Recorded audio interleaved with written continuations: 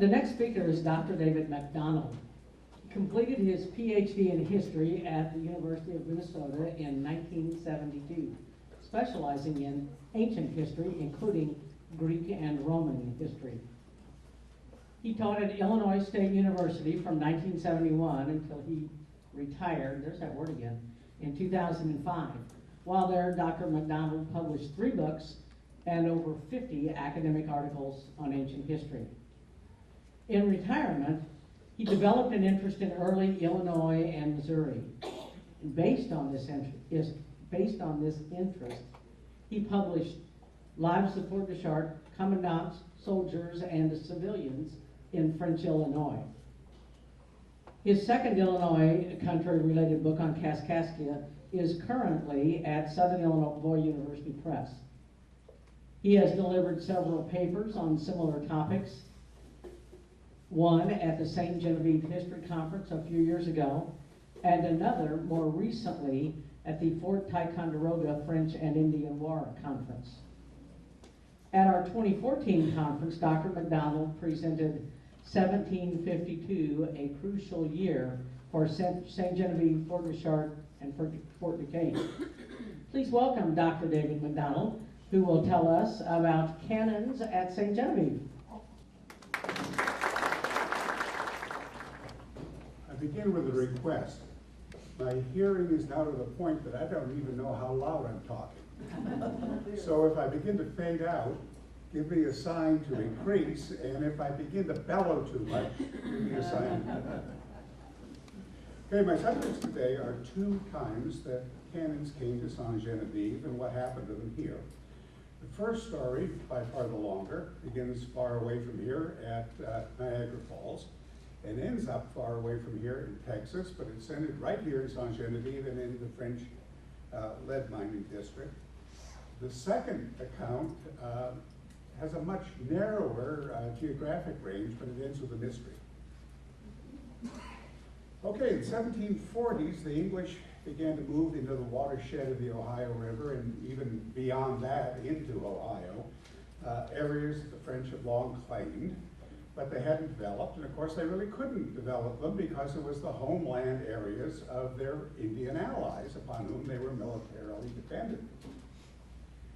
Then in 1754, the governor of Virginia sent about 45 men and officers to construct a small fort at the confluence of the Allegheny and Monongahela rivers that form the beginning of the Ohio River, modern downtown Pittsburgh.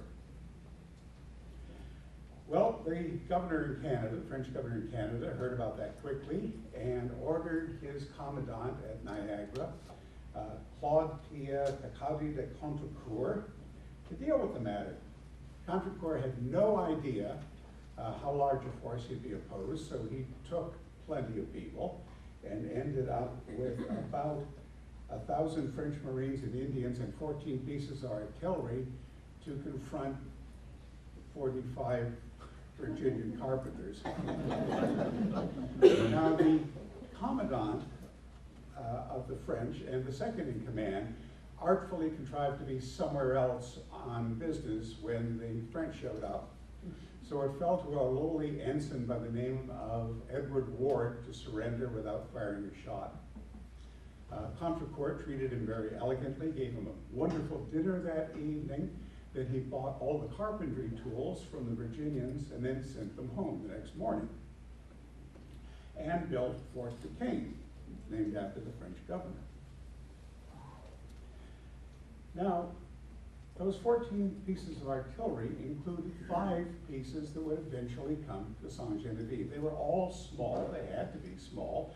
They were transported from Lake Erie on very shallow rivers and creeks, and sometimes portaged overland. But still, even a small cannon can weigh a couple of 100 pounds. We're sure that those are the ones that came to Fort de Chartres, came to St. Genevieve, because we know of only one other occasion on which there were any cannons at Fort Duquesne. And that's when, in the summer of 1755, British General Edward Braddock had a force of about 2,000 well-equipped English soldiers in an attempt to take Fort Duquesne, but they were ambushed very effectively by the French and Indians about 10 miles away from the fort, and utterly routed, and just about all of their equipment captured.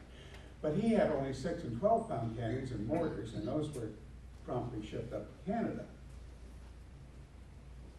So the ones that came to Genevieve didn't come from Braddock.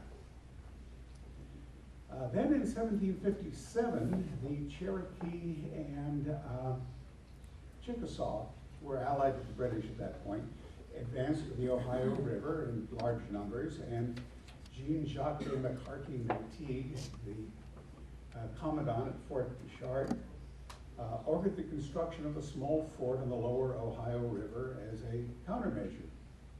The fort was essentially named Fort de la Ascension and equipped with 3 cannons from Fort Deschartres. But the Indians soon pulled back from the banks of the Ohio. But finally, in 1758, the British did advance with overwhelming force against Fort Duquesne.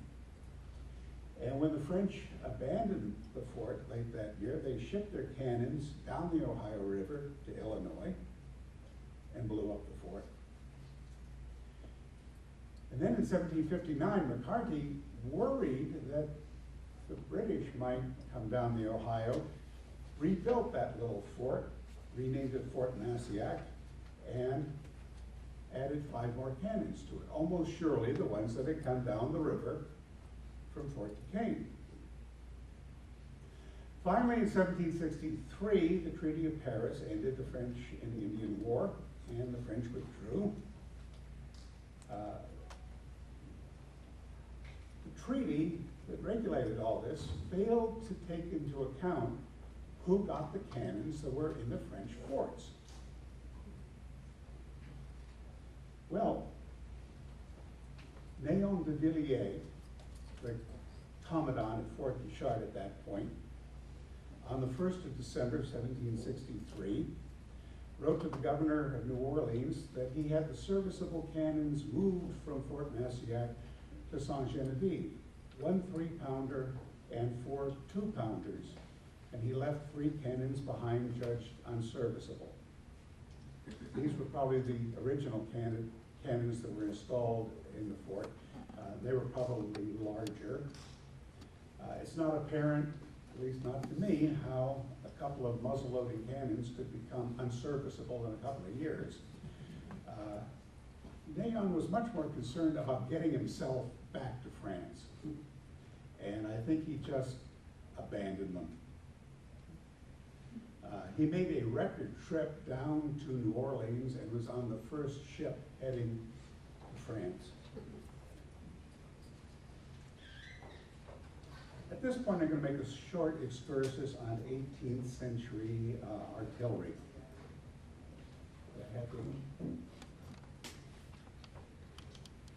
It was only in the 18th century that the British and French moved to standardize military artillery. Cannons were designated by the weight of the cast iron ball they shot. The British preferred their cannons in 3-pound increments, the French in 2.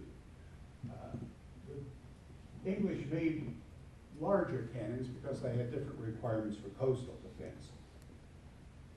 Now, this looks so simple and rational, but like so many things in the 18th century that look simple and rational, when you examine them a little bit more closely, they're anything but. Next slide. Actually, cannons came in bewildering variations depending upon the uses for which they were designated. Field pieces moved with the army, ship pieces obviously on ships, siege guns, and garrison cannons. For instance, there were 8 different types of British 3-pounders, some in iron, some in brass, varying in length from 3 feet 3 inches to 7 feet long. And it gets even more complex. For instance, both the British and the French produced 12-pounders, but they weren't the same size.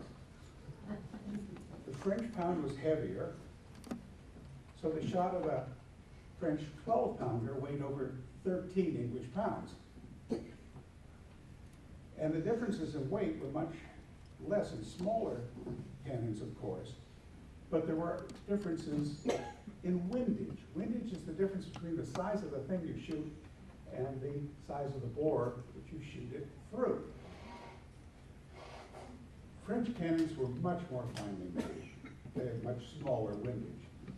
British cannons were cruder, a lot more windage. So the bore of a 6-pound French cannon was barely bigger than the bore of a British 4-pound cannon. And in a pinch, you could use a 6-pound French cannonball in a 4-pound English cannon, particularly if it was a little bit worn or corroded. Now, you don't need to remember any of this nonsense.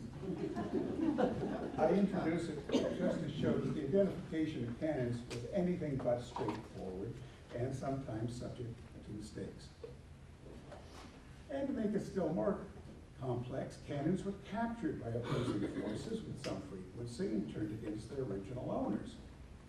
So a French fort might well have cannons of both French and British manufacture, and that seems to have been the situation at Fort Duquesne and later at Fort Massiac, and finally with the guns that moved to Saint-Genevieve.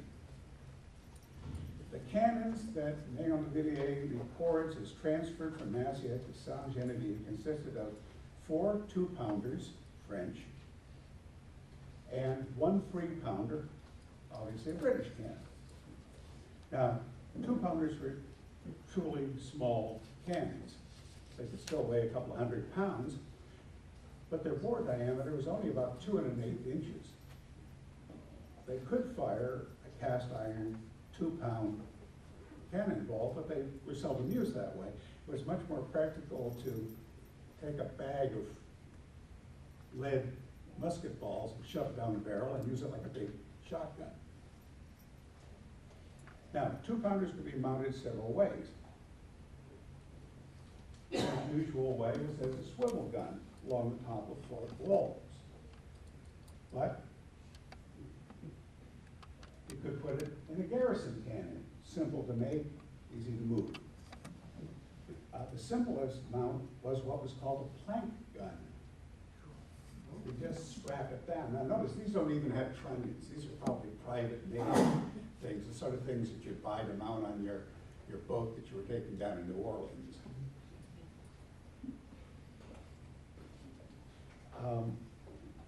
While at Saint-Genevieve, the 2-pounders were most likely mounted as swivel guns.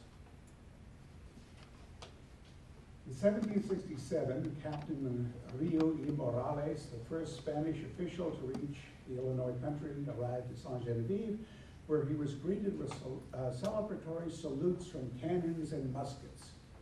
And these must have been the cannons shipped to Saint-Genevieve from Fort Massiac, because we don't know of any other cannons that were at Saint-Genevieve. Then in 1780, the gallant militia of Saint-Genevieve rallied to the defense of St. Louis against a large force of Indians and a few French sent against the town by the British. The Spanish governor, Leyva, ordered the Saint-Genevieve militia to bring their cannons when they came to St. Louis, apparently the 2-pounders. Leyva used the term le perrier for the cannons, the term, old French term that actually means stone, because originally such small cannons shot stones. Now that was long obsolete, but the name stuck. I completely missed this reference. Thank you. You gave it to me. 1792, we're moving up. Abbé Saint-Pierre wrote to Francisco Luis Hector Carondelet, the governor of Spanish Louisiana, that what little remained of old Saint-Genevieve and its tiny garrison was without tambour or drum, without cannon, and without gunpowder. While at New Saint-Genevieve, there was a high area where a fort could be built from which a small garrison could defend the village. In 1794, the priests called for a fort came into being, but not to defend against the marauding Osage who had committed outrages on inhabitants who ventured out into the countryside and who even stole horses from right in the village, but rather the inhabitants of Sainte-Geneviève felt much more threatened by two other much more terrifying groups, scary French revolutionaries, and even more terrifying Americans. The Americans as a whole were regarded with particular horror. Governor Trudeau wrote to Carondelet that the Americans across the river from Sainte-Geneviève were, quote, composed in greater part of vagabonds, without manners, without laws, who owned only a rifle and sometimes a horse, and whose only ambition is to pillage, vandalize, and murder. And sad to say, that wasn't much of an exaggeration. So at the same time, another sort of Americans, those who had enough wealth to be regarded as respectable, were welcome to settle in Spanish Missouri. So from fear of wild Americans and French revolutionaries and the horror that the two might pose if they ever got together, a wooden palisaded fort was built, 1 arpent square, about 192 feet on the side, with 4 little bastions and 4 small cannons mounted in it. In all likelihood, the 2-pounders sent to Sainte-Geneviève from Fort Massiac 33 years earlier. 1796. Georges-Henri Victor Colomb visited Sainte-Geneviève. Colomb had a varied career. He had risen to the rank of general in the French army, served briefly as a colonial governor in the Caribbean, and was now a spy for the French Republic, seeking information about the state of the American West and Spanish Louisiana. His careers in the military and as a governor were credible, but he was a terrible, awful spy. Colomb traveled down the Ohio and then up the Mississippi to a little north of St. Louis, and then south to New Orleans. And it was easily apparent to even casual observers that he and his companions had no business on the Mississippi except what they were obviously doing, which was taking notes on the military preparedness of the settlements and on the fortifications along the river. At Sainte-Geneviève, Colomb noted that the fort was small, constructed of earth and wooden palisades, and that 2 pieces of iron 2-pound cannons and a corporal and 2 soldiers were at this time the sole defense of the place. It's possible that 2 of the cannons had been moved elsewhere and were returned to the fort later when we next hear of them in 1804, but I think there's a simpler explanation. 1796, Spanish officials and French inhabitants were still suspicious of French revolutionaries. And it's likely that Colomb could only make casual observations rather than a detailed inspection of the fort. And besides that, he wasn't much of an observer. His report contains all sorts of egregious errors. And we can't even rely on his remarks about the location of the fort, which he places a little to the south of South Gavory Creek. There's a map from 1817 that indicates the fort was a little to the north of the creek. Well, we can't credit that either. By 1817, the cannons were long gone and the fort was just a memory. Maybe there were 2 forts. Maybe one was built at the time of the war of 1812. I've got to do some more work on this and try and figure this out, unless somebody here can enlighten me. Carl found a map that shows the fort. I think Paris, I'm trying to remember. But it's on the hill, it was on the hill up here on Sarah, as opposed to being on the marsh side. Okay. Maybe Colomb got something right. Well, the 1790s were a time of great tension along the Mississippi as agents of Spain, the young United States, Britain, revolutionary France, French anti-revolutionary monarchists, and people simply out for their own profit and power plotted and spied on one another. The American general Anthony Wayne even intercepted and read Colomb's letters. Carondelet, the Spanish governor, had Colon arrested when he arrived in New Orleans in the summer of 1796, and he might well have been hanged except for a political arrangement between France and Spain that simply got him deported. Well, the cannon shipped from Fort Massiac, Saint Genevieve, back in 1763 consisted of 4 2-pounders and a 3-pounder. The 4 2-pounders were stationed in the little fort, but what about the 3-pounder? Enter Moses Austin, famous lead mining magnate, father of Stephen Austin of Texas independence fame. In 1799, the Osage Indians raided Austin's holdings at Mina Breton, modern Potosi, and they continued to harass the area in subsequent years, culminating in 1802 when a group of about 30 Osage attacked Austin's house, Durham Hall, a substantial stone building. Austin, along with 9 of his men, exchanged gunfire with the Osage in a real battle. One of Austin's men was killed before the Osage finally decided they couldn't take the house and withdrew. Shortly thereafter, Austin requested that Francois Vallée the Younger provide a garrison. Vallée, of course, was a commandant here at Saint Genevieve and sometimes business associate of Austin's. Vallée replied that he lacked the authority to provide a garrison. Casting about for some other way to overawe the Indians, Austin discovered the 3-pounder cannon at Saint Genevieve, which, Austin wrote, I found in the streets filled with clay and half in ground.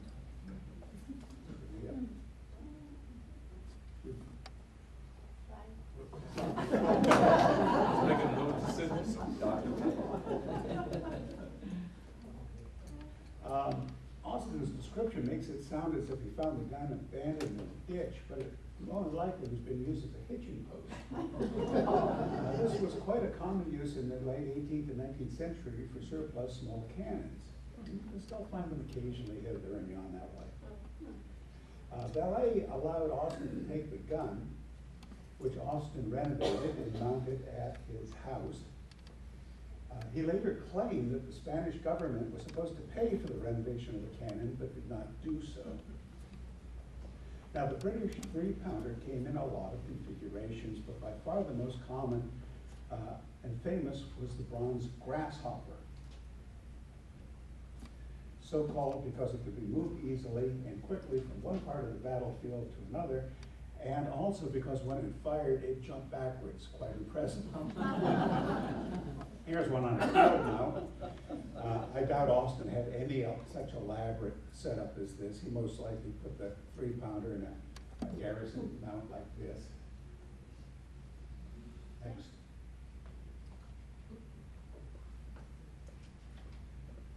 We can't be sure whether Austin's cannon was bronze or iron, though subsequent events hint it was most likely iron.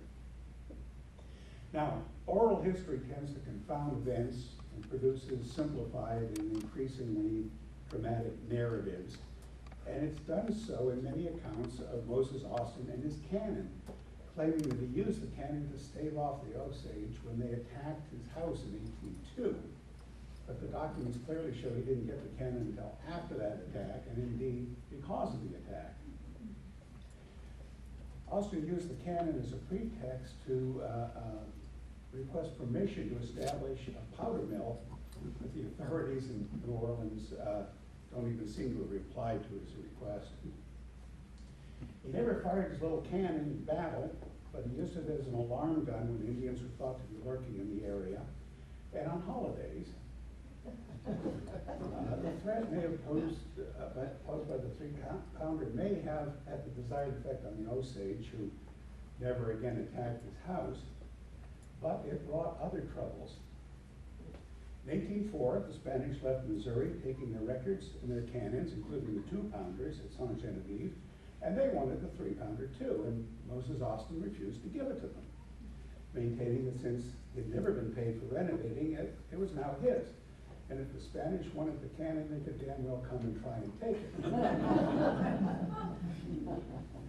Charles Auguste de Haut de Laus, generally known as Carlos de Laus's The lieutenant governor of Spanish Upper Louisiana chided Austin with ingratitude towards the Spanish, who he said had greatly benefited him. Typically, Austin paid no attention to criticism.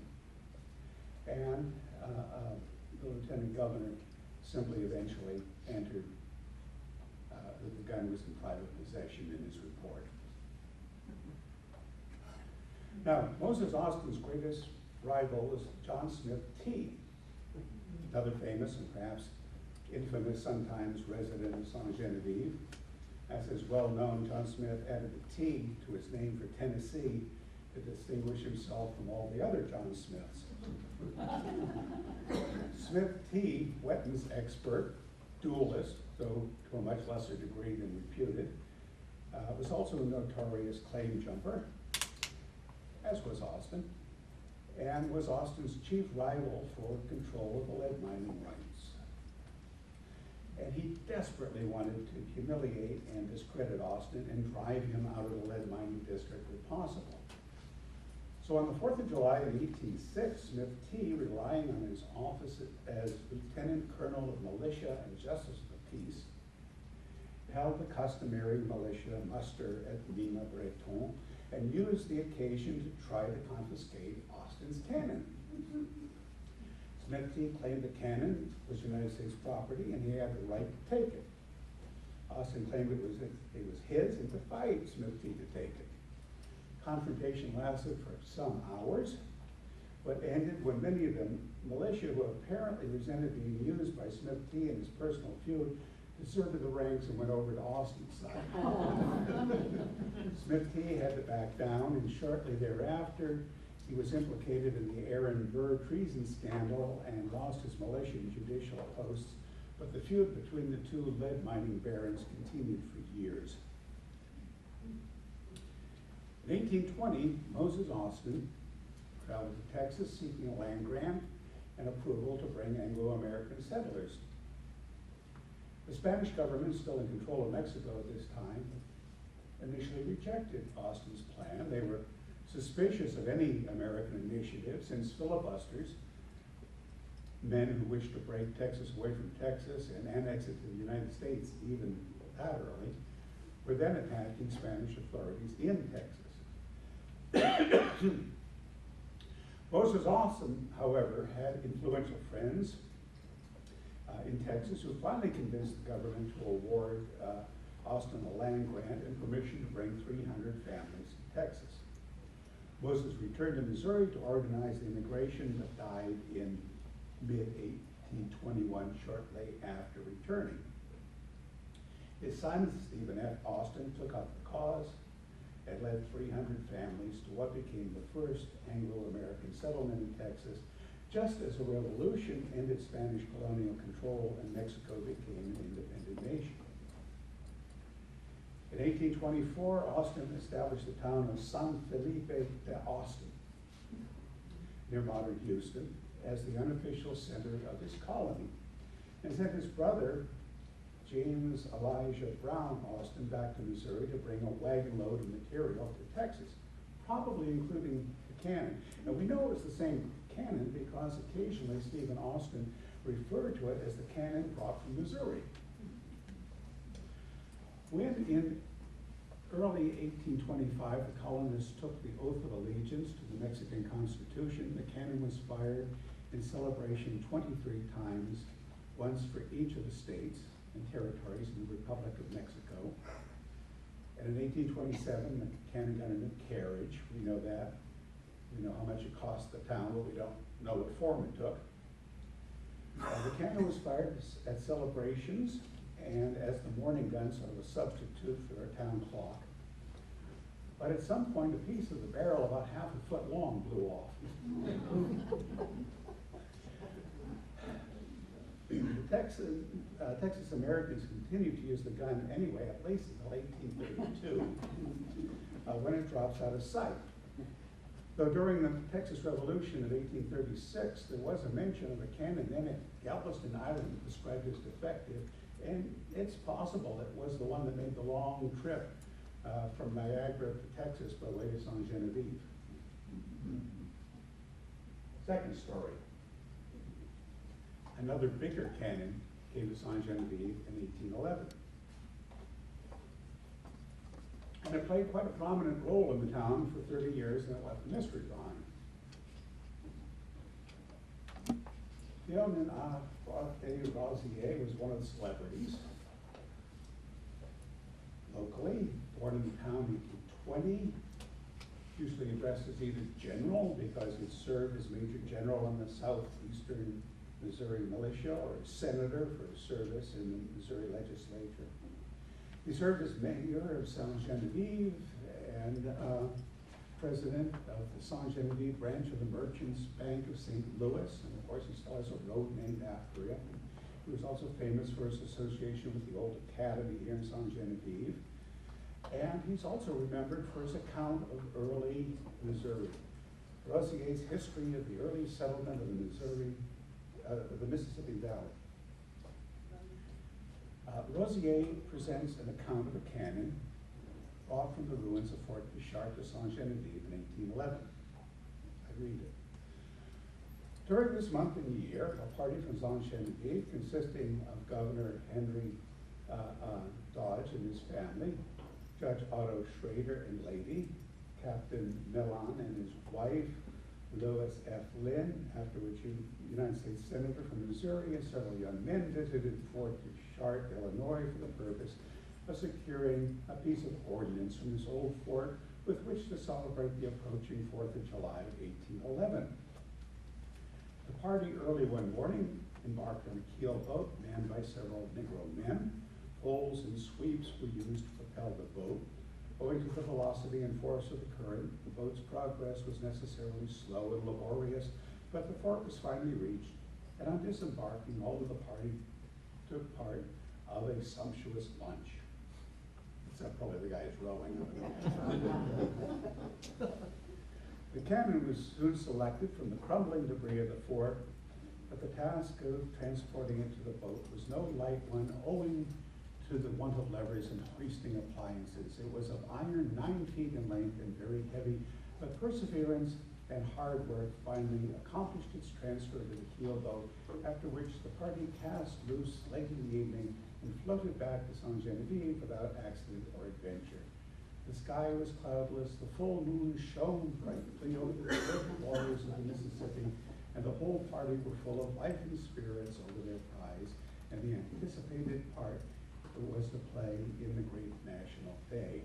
The boat was met by people of Saint Genevieve who were delighted at securing the cannon, assisted in unloading, mounting, and preparing it for the coming event, which was in due time celebrated with great pomp and zeal, the old cannon adding the thunders of its throat to the eloquence of the orators and the applause of the spectators.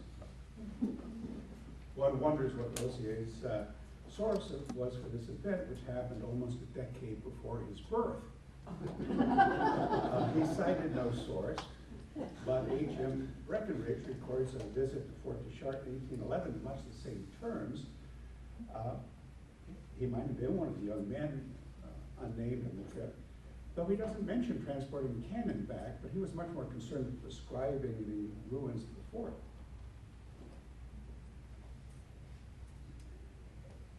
Well, Rosier wrote that the cannon brought back to Saint Genevieve was 9 feet long and made of iron, and as we shall see, the cannon was at Saint Genevieve until 1840, by which time Rosier was about 20 years old. He must have seen the cannon, for cannons are inevitably fascinating to boys, young men, and sometimes old men too. But Rosier's history was not published until 1890, and personal memories about the size of the cannon can be diminished by time. In 1811, the cannon was independently described as a 9-pounder, but we don't know whether that description was from somebody who was familiar with cannons, and people unfamiliar with cannons tend to describe them as larger than they actually are. Now, the Saint Genevieve cannon might have been a 9-pounder, 9 feet long. Did I get a slide? Oh, I left that one out. That's some fleet done.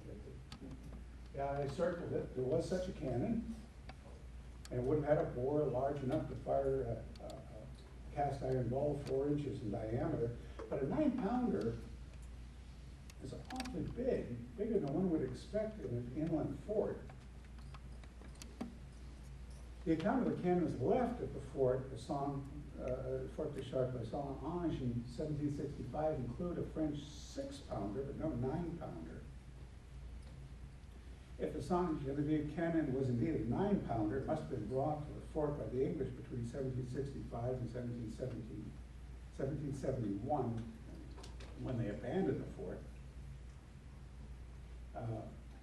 They moved to Kaskaskia then, but they only brought a couple of small cannons with them.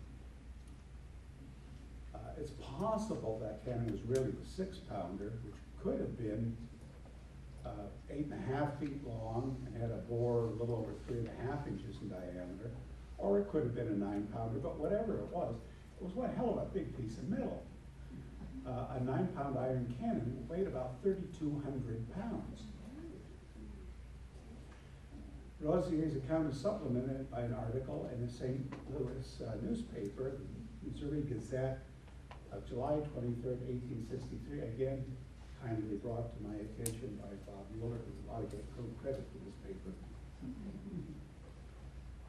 Saint-Genevieve, July 4th, pursuant to the previous arrangement, a large number of respectable mechanics and other citizens of the town of Saint-Genevieve met at 12 o'clock on a high eminence back of Dr. Elliott's, where an arbor had been prepared for their accommodation. At 2 o'clock, the company sat down to an elegant repast provided for the occasion, after which the following toasts were drank. That's what it says, drank. Accompanied by the firing of a 9-pounder, 1 gun to each toast. This is followed by a list of 18 patriotic toasts. After which the participants must have been well-oiled indeed. Not the safest of conditions for handling a cannon. And do not make the mistake of thinking that a muzzle-loading cannon is ever anything but dangerous, even if it's just firing blanks. Especially if handled by amateurs, and particularly liquored-up amateurs. Accordingly, this became apparent in 1840. Rosier again.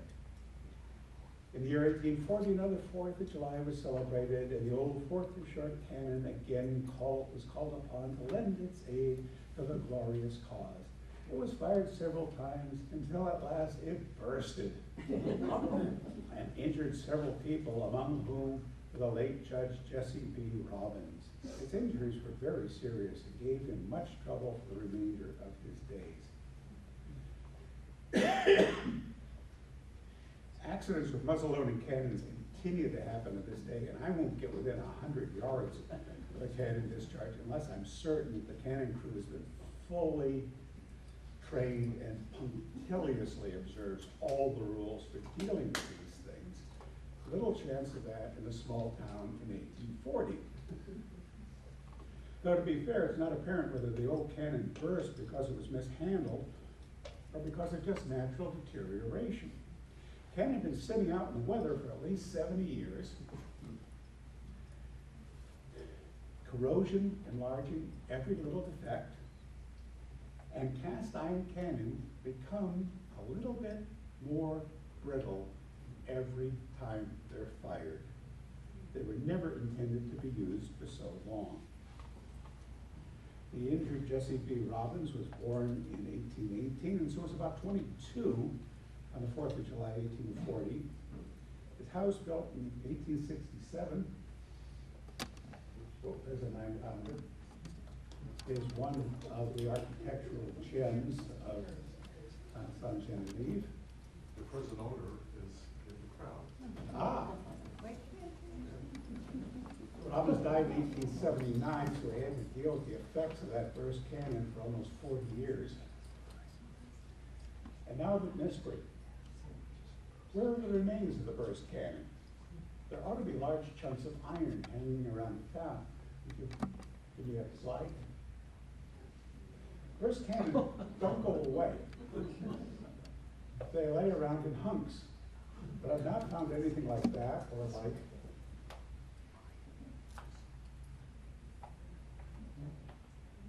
go like this, That would hurt. or even like that. So, what happened to them? No one I've talked to has directed me to any cannon pieces or told me what happened to them. Were they hauled off to a dump? Or they rolled into the river? Reworked into horseshoes by some local blacksmith? Used as ballast on a steamboat? Sent off to a St. Louis smelter to become sewer pipes? Or a piece is sitting around in somebody's back garden? That incident may have occurred on Maxwell Hill, north of town. So they would have celebrations, it's all houses now. That was a very famous picnic area, and I may have to go back and look at the newspapers, it may have occurred up there, which would mean might be pieces of cannon up there, not downtown. Well, if anybody has seen any root-looking chunks of iron anywhere in the vicinity, please tell me. With that, I'm done.